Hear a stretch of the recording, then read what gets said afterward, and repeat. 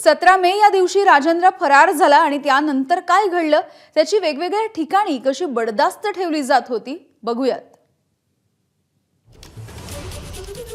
आपण बघतोय 17 मेला औंध हॉस्पिटलमध्ये तो होता। मुहूर्त लॉन्स या ठिकाणी थार गाडीनं त्याचा प्रवास सुरू होता।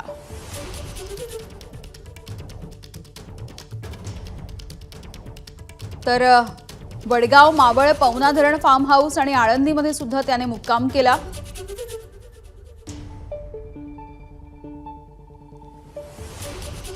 पुढे वडगाव मावळ पवना धरण बंडू फाटक याच्याकडे बलेनो गाडीनं त्याने प्रवास केलेला होता।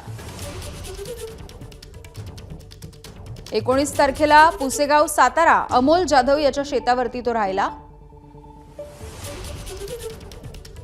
19 मे आणि 20 मे रोजी सातारा जिल्ह्यामधल्या पसरणी मार्गे कोगनोळीला तो गेला। हॉटेल हेरिटेज वरती तो राहिला।